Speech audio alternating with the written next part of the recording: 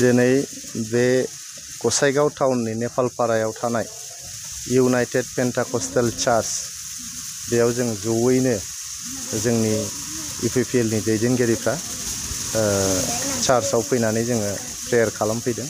रायजो राजाफोरजों जों प्रेयाराव बाहागो लाफानानै जों दिनैहाय जोंनि बड'लेण्ड ओनसोलनि जोंनि भारतनि आरो मुलुगनि शान्तिनि थाखाय जोङो बाव आर'ज गाबफैदों। आर'ज गाबनानै जोङो इसोरनावहाय बोर बिदों। बोरखौ जों मानो बिदों? जों बोरखौहाय जाहाथे जोंनि बड'लेण्ड ओनसोलनि रायजो राजाफोरखौ सेबा खालामलांनो हायो।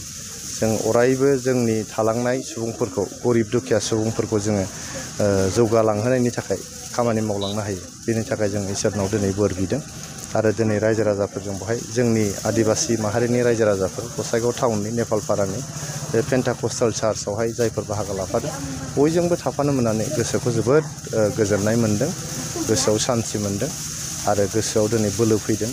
जोंनि ओनसोलनि, जोंनि समाजनि, जोंनि सुबुंफोरनि थाखाय जोङो मोजां खामानि मावलांनो अरायबो जोंनो मोनसे गोसो, मोजां देहा, मोजां गियान जाहाथे इसोरा जोंनो हरथों बेखौनो मिजिंथिदों। आरो दिनैनि बे देवबाराव जोङो नैबे नेपालपारानि पेन्टाकस्टेल चार्चआव जों बाहागो लादों। बेबायदिनो गोबां चार्चफ्राव जोङो मोनफ्रोमबो देवबारावनो रबिबारावनो जोङो चार्चफ्राव बाहागो लानाय रायजो राजाफोरजों जोङो सावरायलायनायजों लोगोसे जों जेखिनि रोंगौ बेखौ रायजोफोरनो राननानै होनायजों लोगोसे रायजोफोरनि गियानखौ जों बुथुमनानै लानानै जोंनि रोंगौथिखौ बांहोनानै जोङो बड'लेण्ड ओनसोलखौ साबसिननिफ्राय साबसिन माब्रै सेबा खालामलांनो हायो बेखौनो जों नाजालांगासिनो दङ।